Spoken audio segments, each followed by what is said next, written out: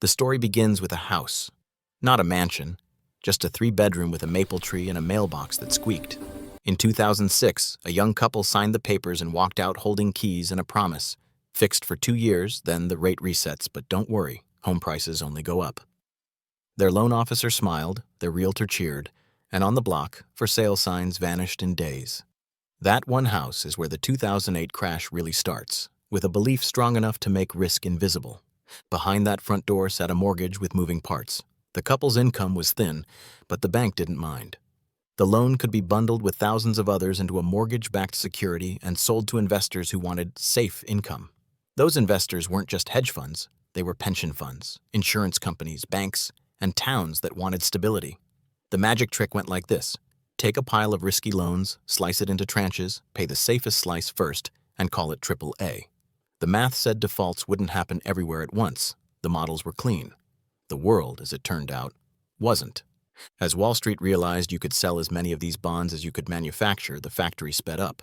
Lenders stopped asking hard questions. No-doc loans became normal. Appraisers leaned generous. Brokers were paid on volume, not on quality. If a borrower couldn't qualify for prime, they got subprime. If subprime didn't fit, there was Alt-A. The more mortgages flowed in, the more securities flowed out, and then a second machine appeared. The synthetic version, a way to bet on the same mortgages again using credit default swaps. Now risk wasn't just multiplied by leverage, it was duplicated by design. Here's where the plot tightens. The banks weren't just arranging deals, they were eating their own cooking. To fund themselves cheaply, they borrowed overnight in the repo market, pledging those mortgage bonds as collateral, rolling the debt day after day. As long as everyone trusted the collateral, it was fine. Meanwhile, firms like AIG sold insurance on those bonds. If the bonds defaulted, AIG paid. The fees felt like free money. After all, AAA doesn't fail. Unless it does.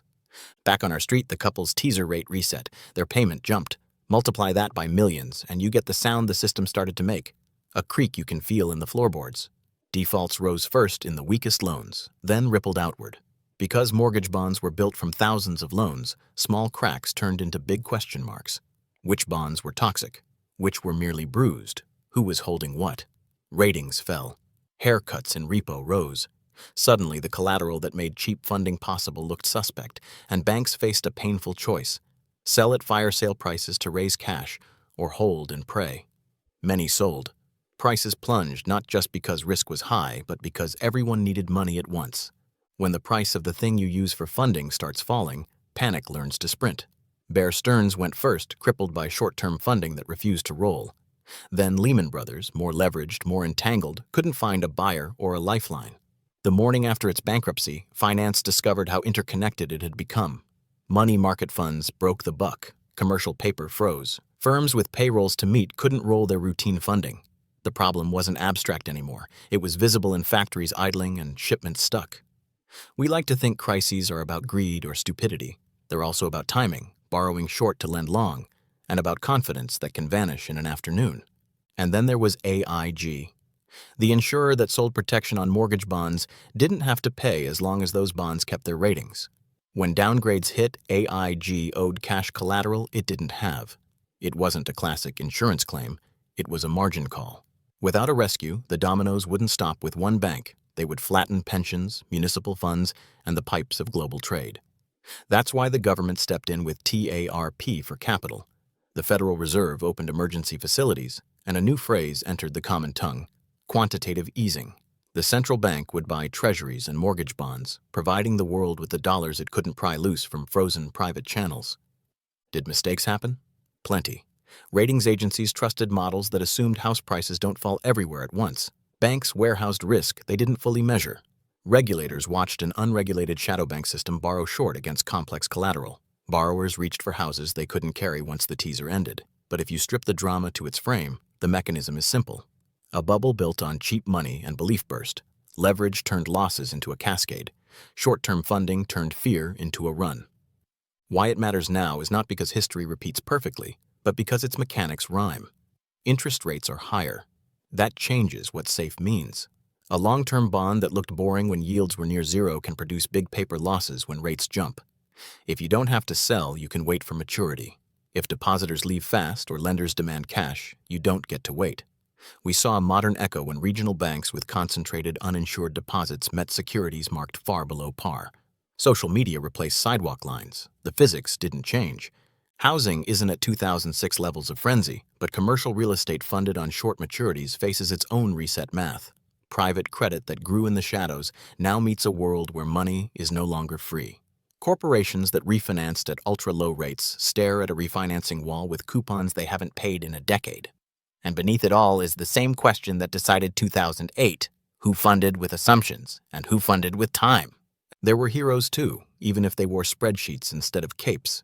Risk managers who asked, what's the worst 5%? Treasury teams that kept maturities staggered and liquidity real. Small banks that remembered the boring craft of banking. Know your depositors, know your assets, keep duration tight, hedge what you can't stomach. The lesson the system learned, again, was the dullest and truest in finance. Survive first, optimize later. For the couple with the maple tree, the ending was messy but human. They lost the house, moved into a rental, rebuilt. A decade later, they bought again. Smaller, sturdier terms, savings that weren't just numbers on paper. They didn't need a lecture on collateral haircuts to change their behavior. They needed a reminder that promises written during a party sound different when the music stops. If you run a business, your translation is practical. If the cash you owe can move faster than the cash you earn, you're exposed. Fix it. If your liabilities reset before your assets do, don't hope the market is friendly. Make a plan that works when it isn't. If a yield looks too good for cash, ask what's under the label. Safety is not a vibe, it's a structure you can describe. So, how did it really happen? It happened because belief outran math, because leverage made small errors lethal, because short-term money funded long-term dreams, and because the stories we tell about safe lull us to sleep until the phone rings before dawn and a repo desk says no. Why does it matter now? Because the price of money is higher, the tide is lower, and the old tricks don't float like they used to. If you understand the machine, how mortgages became bonds, how bonds became funding, how funding became the heartbeat, you don't have to predict the next headline to stay standing. You just have to keep your promises aligned with time. History doesn't end with a crash. It ends with choices. We can build rules that honor boring safeguards over shiny profits. We can treat liquidity as oxygen, not decoration. We can stop calling everything unprecedented and start recognizing the rhyme. The couple with the maple tree, the banker with the repo book, the saver picking a money fund. We are all inside the same story. If this gave you a clearer way to read it, stay with Money Lore. We'll keep turning the fine print into plain English, so when the music shifts, you know where the exits are and how to keep your footing when the floor moves.